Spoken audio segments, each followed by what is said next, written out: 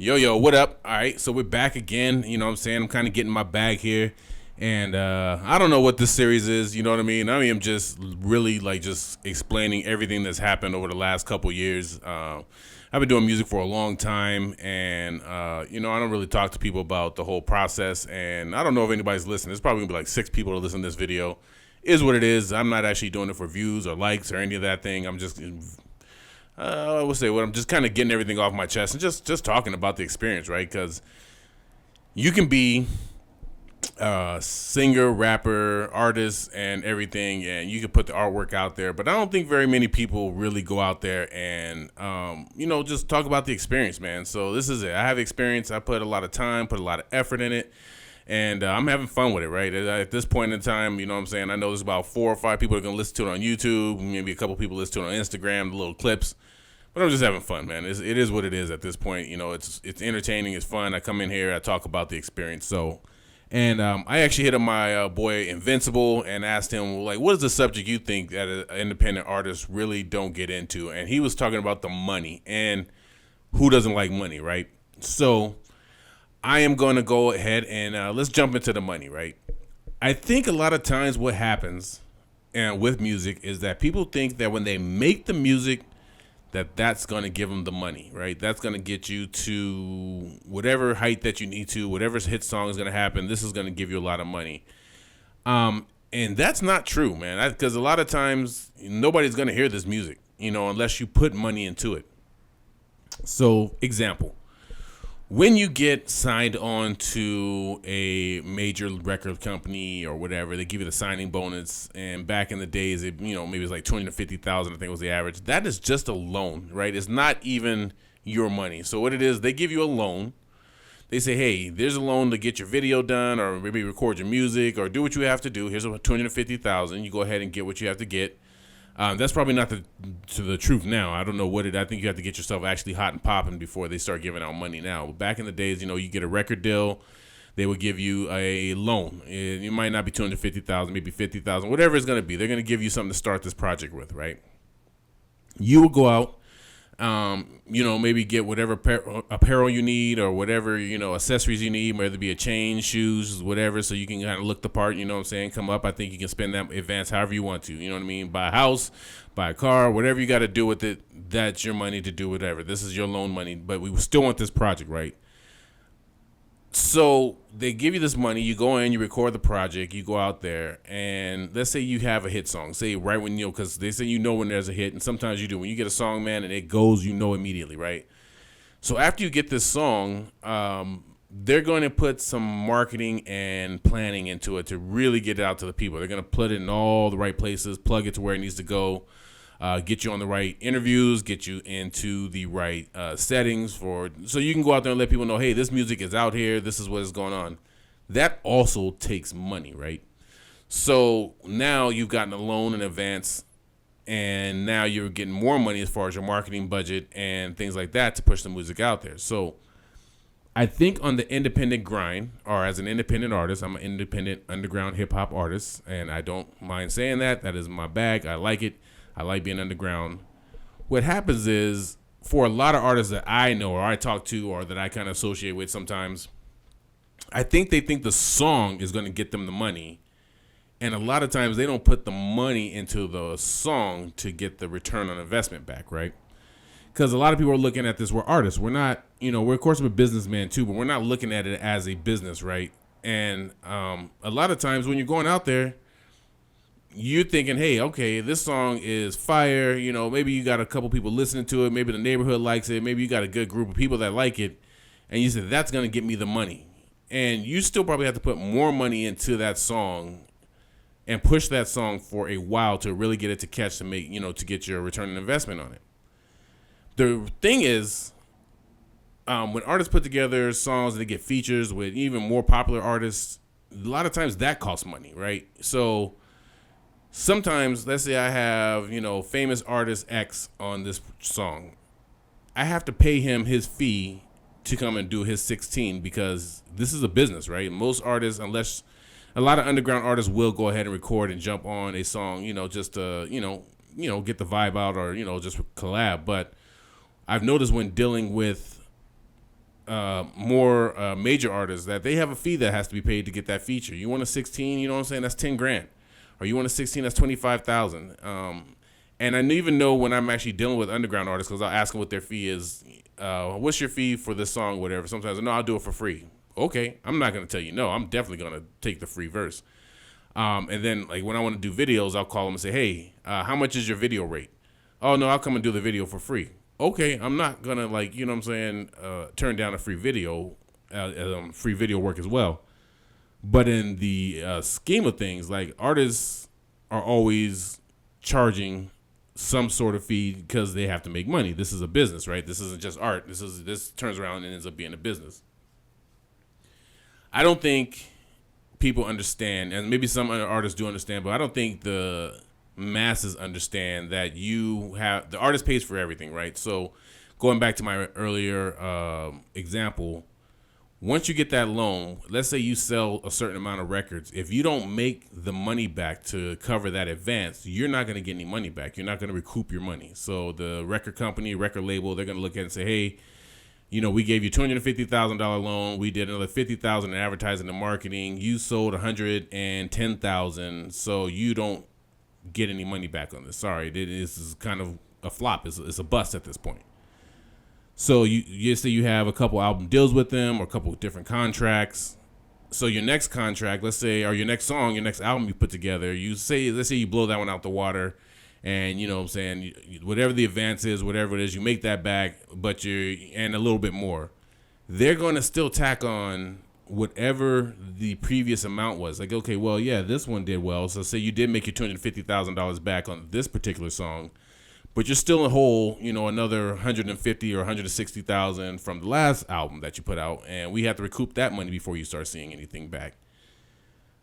When you are on a label or anything like that, you have to tour. Most of the times, if they're putting you up in a hotel, or they're paying for your food, or they're paying for your dancers or your travel, all that stuff comes out of your budget. The artist pays for everything. Okay, the artist, there's no magic wand that says, hey, I got a hit song, whatever. The artist pays for everything, or right off rip, right? You have to pay for everything. The video shoots, the director, the editing, all the marketing, all that comes out of your budget off of the loan that they're giving you. They're giving you a loan. So as an independent artist, I see a lot of artists, and I'm not calling anybody, I just see different artists out there that put together music, but they don't put together the budget or the money behind it to get it to really go.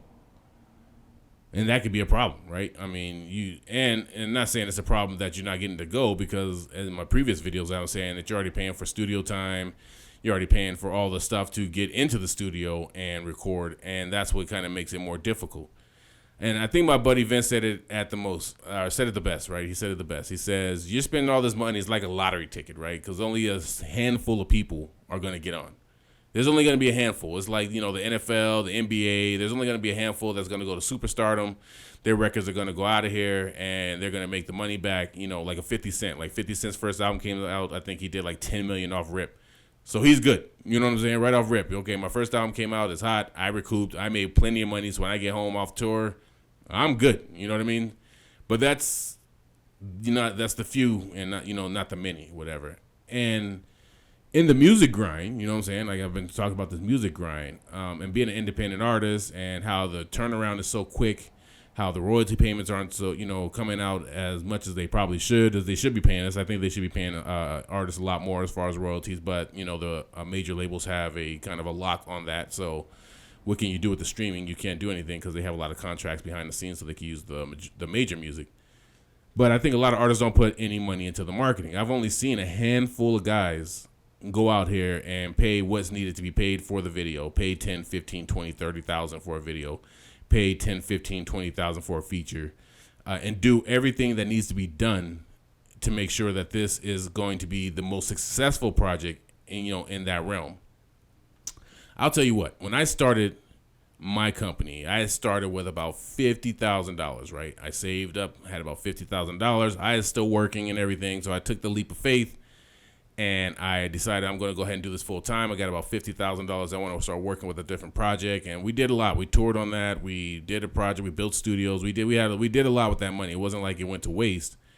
But I'm going to let you know that $50,000 wasn't even close to being enough that I needed to go ahead and push a project. Like $50,000, like low budget. You know what I mean? It's like watching a B movie or something like that. So it wasn't even close. You know what I mean? And that's still quite a bit of money to go out there and try and get a project moving. And, you know, now granted, we did start. It wasn't all just records. So if I'd have probably took the $50,000 and put it to one record, it might have did a little bit better. But I don't think it'll return the same investment even still. Like I said, I was able to get my studio out of that. I was able to tour. And on touring, everybody that, you know, I met on tour, I would get their contact, their Instagram, their emails, whatever I can get so I can build up a network of people that I can come and collab with and, you know, kind of, they're in the same vibe, doing music. And that, I wanted to make sure that if I'm going on tour, I'm not just rocking. I want to get anybody and everybody's information that I can, because that is the gold right there, right? Anybody you can keep in contact with, you can send an email to, hey, we have this, hey, we have that going on. And anybody that returns or, you know, kind of knows what's going on, you can build, you know, can build things up. But just to, you know, as an end, like I said, you're making music. Let's say you're dropping money on doing the projects, or say you could do the stuff in-house. A lot of this is a lot cheaper now, so you can do a lot of stuff in-house. I think a lot of people focus on the song creation and not the business of getting it out there. A lot of people don't work that project, right? And I'm guilty of this as well. I'll put a project out, we'll work it for 6, 7, 8 months. If it doesn't go, you got to put a new project out. And, you know, a lot of times it might take a little bit longer than that. It might take 2, 3 years before you get a song to go. But, you know, as an artist, you get sick of listening to that same song over and over again. You want something new. I want something new, man. I got to get this moving. I got to whatever. But the money is key, right? This is the music business, not, you know, music fun. So if you are really going to put together a record and you're going to organically build it, let's say you're going to organically build it, you have to have some money behind it to market it right. And you have to come up with an actual plan to make sure that this is going to hit as many people as possible. Because, like I said, with time, with effort, with, you know, energy, you want to make sure that you get something back on it. Like if you're just relying on the streams and things like that, then you're not going to make any money back because they're giving you pennies on the dollar. The best thing I would think, and like I said, what I was doing was we were going out and we were, you know, shaking hands, kissing babies, basically politician style. Like, hey, check us out. You know, let's do this, whatever. Now, what I did think what would happen when I was actually going out here and I was networking with people and I was spending money to travel, because like I said, you're an artist on your own, you're independent, so you have to pay for your own hotels and your own gas and you have to pay for your own food and all this stuff that you have to do, you got to come up front with it. You're going to have the money to do it. What I initially had planned was I was like, well, since every other artist is in this same boat or in this particular situation, maybe what we can do is we can gather up all their information and pull together and be like one big underground unit, right? Maybe we can all go out here and even though we don't have the money, we have the people. And I was a big believer of if we have the people, we can decide who can get on and who's up next, and we can launch people that way. The only problem with that is everybody wants to go first, right? Everybody's like, yeah, I'm down for the calls. I'm down to hook up and do this underground thing as a collab, as a unit, but I want to be the first one, which is not a problem. I have no problem with stepping back and letting somebody else go first. But if the other people are not going first, then they're not most likely to help me promote. They're not helping to, you know, gather this movement. You know, it's kind of a dead situation because everybody's like, hey, I want to go first. I don't really care about everybody else going first. If I get on, I'll bring the next person up, and that's how it is. You know, we can utilize our time and our effort together as a group because I think we're more powerful as a group than we are individuals.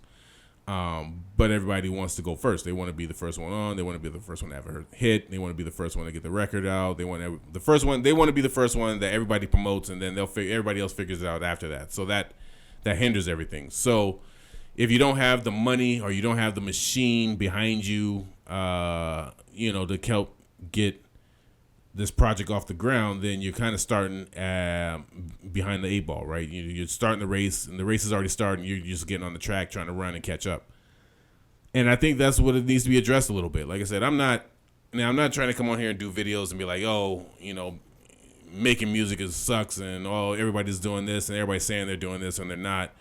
That's not what I'm saying. I think what I'm trying to do for the people, or for people that just don't understand or even notice, like, hey, okay, somebody does music, is what it takes, right? Because this is a passion thing, right? You really have to go in there and be passionate about doing some sort of creativity, some type of music, artistry. You have to be really passionate about it because you're not going to get paid for it for a long time. You know what I mean? It's going to be a long time. Even painters, I'm sure, or people that draw or anything like that.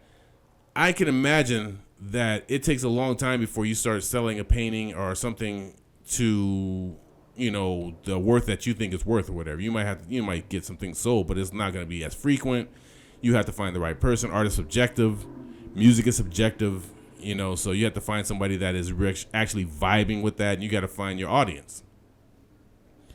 And sometimes organically building an audience takes a long time and takes a lot of money. It does take a lot of money. So, now I was lucky enough, like I said, I've always worked a job, so I'm not saying I'm like an artist that does it all by himself, whatever. I've always had a full-time job.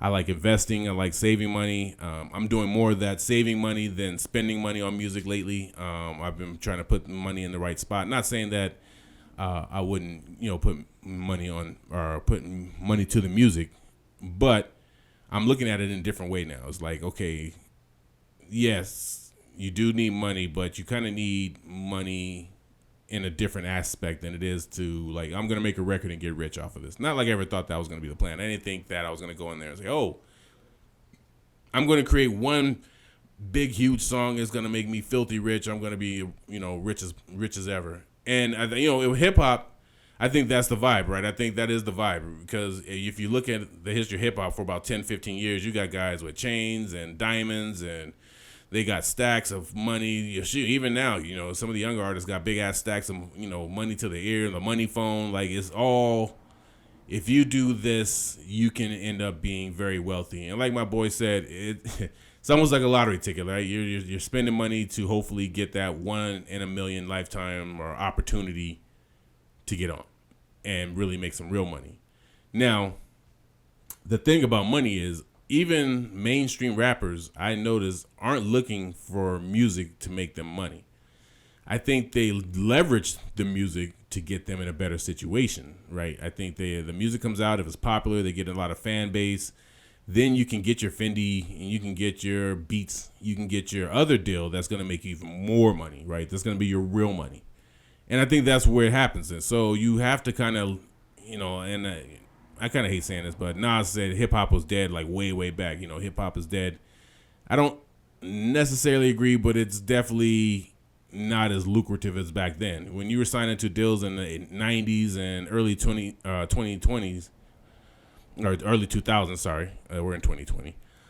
When you're signing on back then, the budget was, hey, we'll give you $1 million to do a Hype Williams video. You know what I'm saying? That's no problem, whatever, because the money's there. They're selling $18 a CD.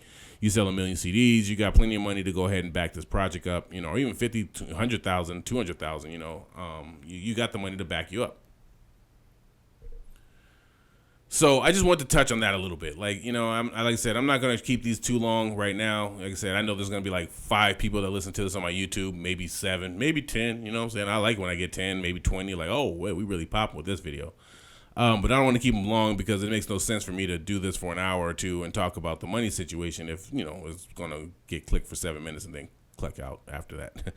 But I just want to touch on that. Like, I think, like I said, for the people that are out there, man, support your artists if you can. If they're not, trying to get you too crazy, if they're not trying to, say, hey, $20 a CD or whatever. But if you can buy the music instead of streaming it, that helps us. You know what I mean? Anytime somebody buys an album, I get more money to put back into a project. So if you like an artist, if you can buy their album, it helps. If you can, instead of streaming, any artist that I listen to that's independent, underground, or even if they ask me, it's like, hey, can you buy my album or can you listen to my album? I'll go buy it. I'm like, let me buy this just because I know that money goes a lot longer than the streaming, than a couple cents. And you have it. I'm a fan of having the music.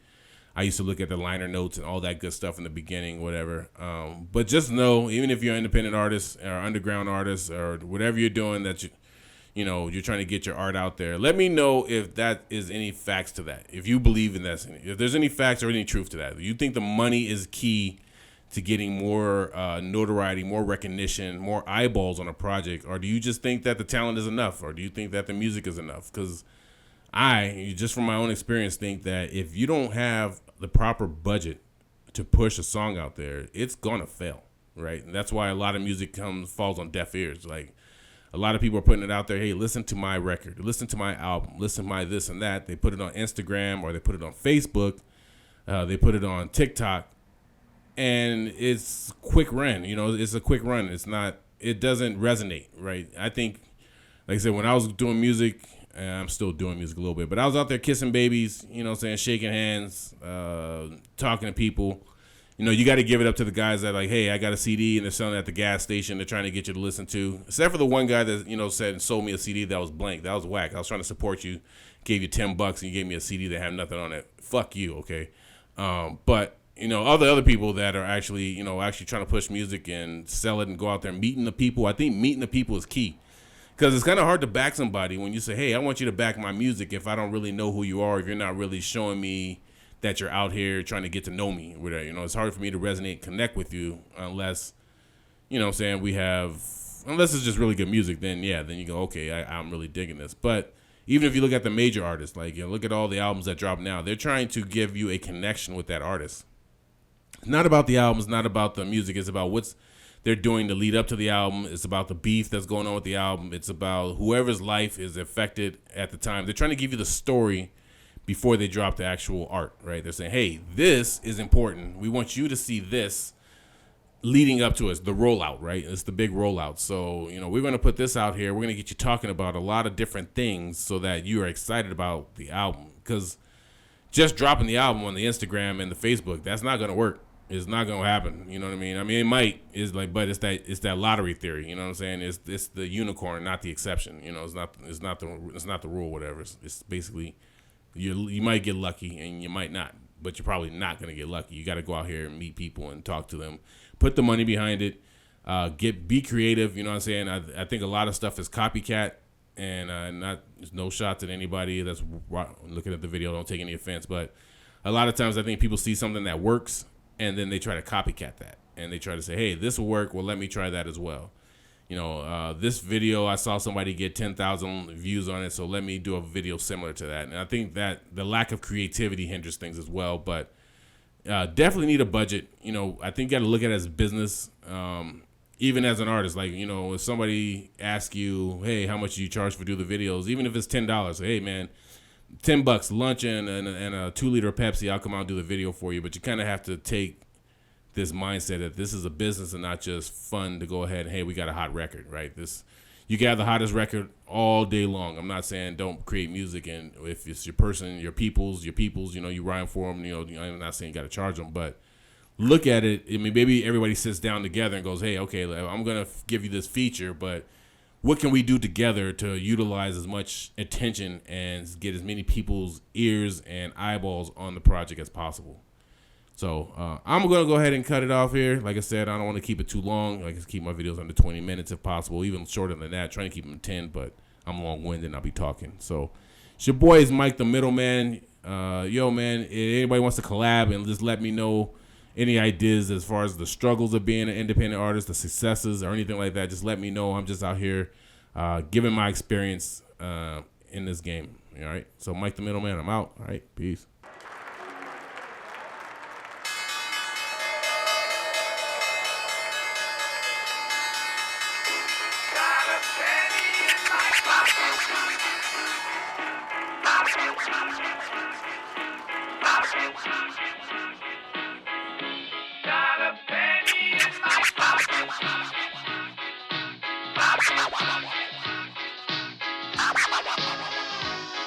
There's an insane way to get your pennies of dollars up. Capital for my been laying and property paving man, woman, child getting paid. Take for the fact that dollar they can change your facts, especially to open up a broker's account. It adds up like that. If you want $1 million, want them joints to rock, just imagine you own a couple pairs of that Nike stock. Then imagine the whole fan pitching at least $1. The cost it takes to supersize your cup. for great grandma to Uncle Paul. Baby sister's birthday money, add it up, utilize the power of the numbers, and then you share the windfall. Then you take those profits, you don't sell, you don't spend. You keep finding companies, you just keep buying. Look for companies that pay dividends every 3 months so they give you chips to spend. If you take this formula, you start to apply the power of the family numbers, and the money will start to multiply. You can George Jeff and walk to that deluxe apartment in the sky, or pass it down to the younger you with the same color eyes. We drop flows, watching the company grow, build up portfolios, rapping 16 codes with mad financial info, teach you how to make your money split, raising thoroughbreds, and we sharing the knowledge. We drop flows, watching the company grow, build up portfolios, rapping 16 codes with mad financial info, teach you how to make your money split, raising thoroughbreds, and we sharing the knowledge.